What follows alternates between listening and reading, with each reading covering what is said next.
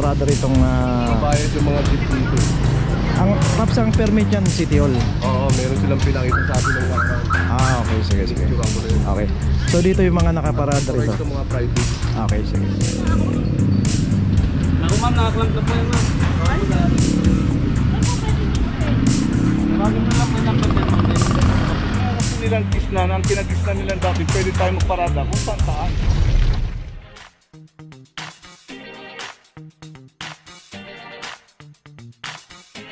Papajo TV! Location natin na Lardizabal. Dito yung isang Innova 2341 para sa Innova.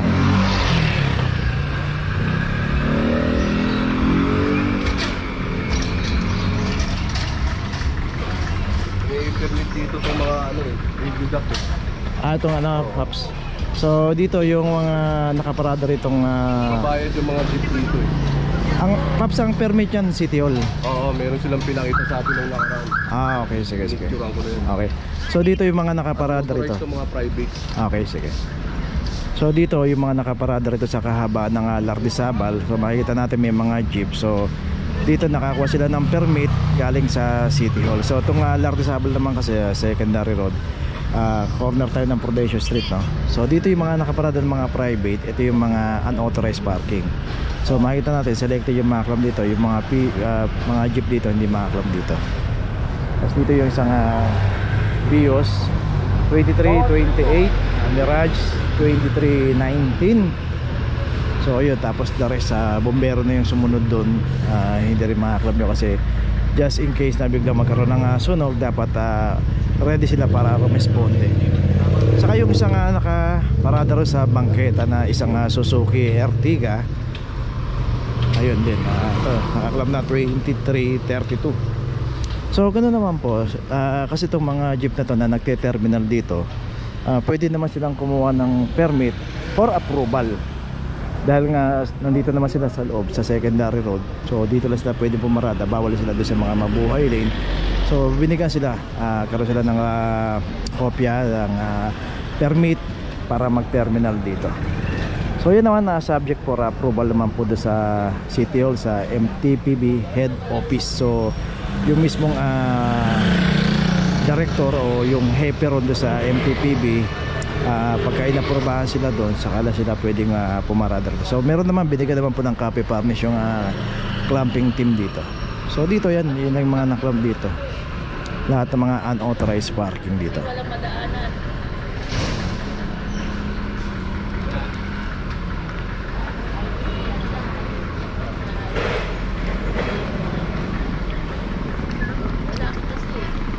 So itong Vios may notice na, at saka yung Innova may notice na yon. So ito na ginagawa yung Mirage.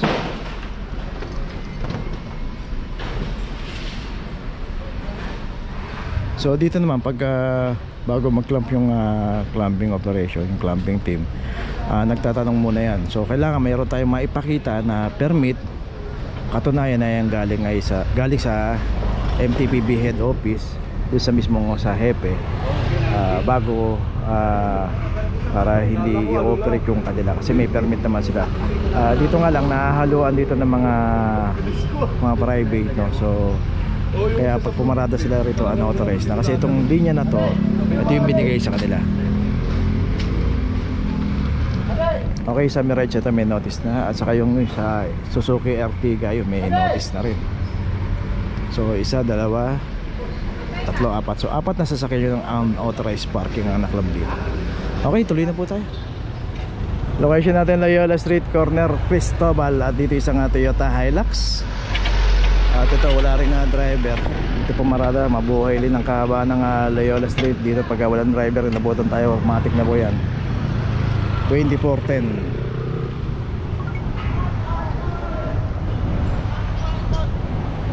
So dito makita natin isang Fortuner dito. Ito okay yung pagkakaparada ito, hindi po pinaklab yan, basta nakagilid po rito. Basta itong bangketa ito, huwag pong maharangan. Pero makita natin yung may mga nagtitinda, may mga buko. So clearing operation, attention po.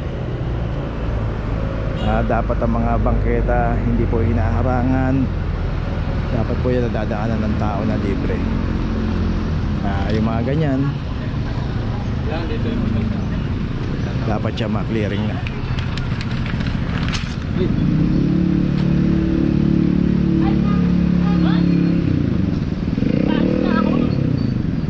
Naku ma'am, nakaklamp na po yan ma'am.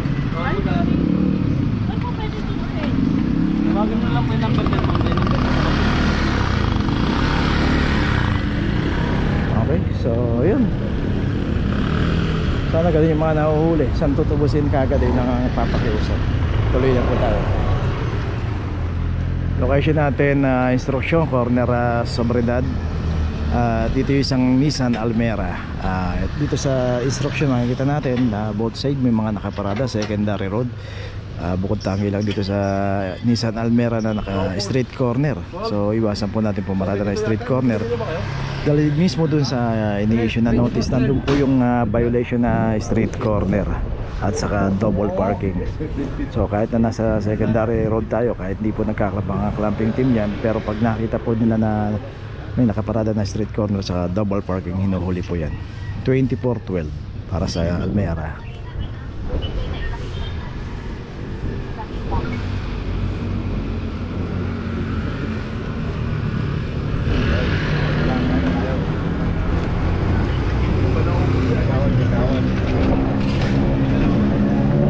Okay, ito tuloy na po tayo. Okay, location natin Laon-Laang, corner Concepcion Street. Dito na may isang Toyota Altis 2336. Dito rin sa kahabaan ng Laon-Laang na mabuhay lane po dito. Ngayon kung paparada po tayo, marami po yung secondary road dito. Concepcion Street, Asturias Street, marami po. Doon po tayo pumarada. Huwag po dito sa kahabaan ng Laon-Laang, kasi pag dito po tayo pumarada at nadaanan po yan ng clamping operation, random po yan. At kung sino po yung aabutan dito at walang driver, matik na pong makaklamp yan. Wala pong inaantay na 5 minutes o 2 minutes kung tawagin nila. Sandali lang daw. At hindi po hinahanap ang driver dito. Yung may-ari na nga sasakyan sa policy po ng clamping operation. Okay, ito may notice na. Tuloy na po tayo. Location natin Matimias, corner Fajardo Street. Dito isang Mitsubishi Fusion ang naklamp dito at wala rin driver to. 2342 para sa Fusion.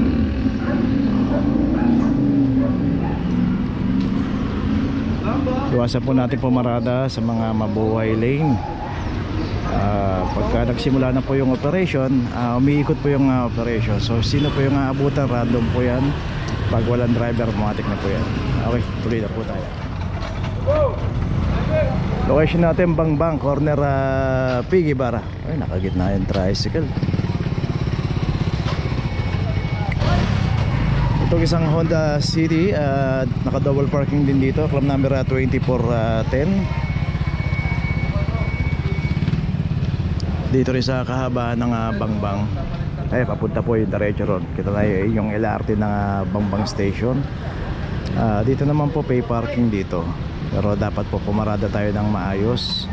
Huwag po natin iparada ng double parking, kasi kasama po sa inyo huli ng clamping operation nyo pagka naman naka-double parking. Ito, kagaya ito, hindi ka natin nakita. Kita naman natin dito yung pagkakaparada na halos hindi pa nga naiayos. Simpleng pagparada lang ng ating sasakyan. Iwan natin ng maayos, iparada natin ng maayos para wala po tayo naban. Saka kantong-kanto rin po yung pagkakaparada nito. At ito meron na rin notice rin na po tayo. Question natin Felix Huertas, corner Malabon Street. Dito isang Honda Accord. Ito naman yung pinaradahan nito pay parking itong kahaba ng Felix Huertas. Pero itong Honda Accord hindi po nagbayad ng parking. So nireport po lang isang PA dito yan. Kaya ito pinuntahan po ng clamping team. 2327. So halos karamihan naman ng mga nakaparada rito, puro may ticket po yan.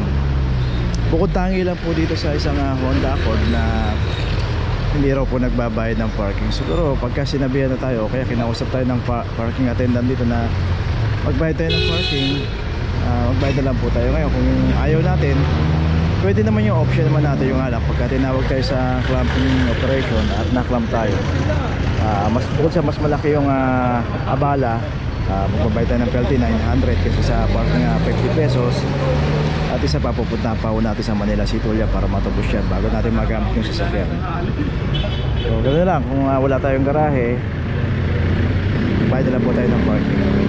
At pag nagbayad tayo ng parking, ipit lang natin yung ticket dito sa harapan, yung makikita po ng clamping operation, para pagka inikutan po yan, nakita may ticket kayo, ka-updated dapat. Okay, may notice na, tuloy na tayo. Corner Duque Alba.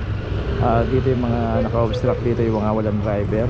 Ito kagaya ito isang Ford Everest. Dito lang sa may tapat ng Philippine Seafarers Training Center ay may kita pa natin, mayroong signage no parking, clamping zone. At dito sa Everest 2318. Dito sa Hyundai Reina Duque Alba. Duque Alba. Ito yung Hyundai Reina rin. Ito nakaklaim na 2327. So dito kung sino po yung aabutan, random po yan.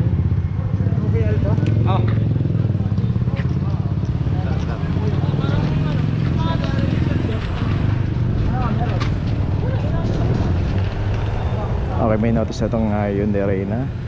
At saka yung sa Everest, may notice na rin. Dalawa yung naklam dito. Tuloy na po tayo. Okay, nandito na ngayon tayo sa opisina ng clamping, sa impounding dito sa Central. Dito na po nagtatapos ang ating vlog. Maraming salamat po sa mga subscriber, sa mga viewers, sa mga napadaan po sa ating channel. Maraming salamat po sa mga suporta nyo. Sa mga hindi pa po nakakapag-subscribe, subscribe na po tayo mga kabayan. Maraming salamat po. Mabuhay!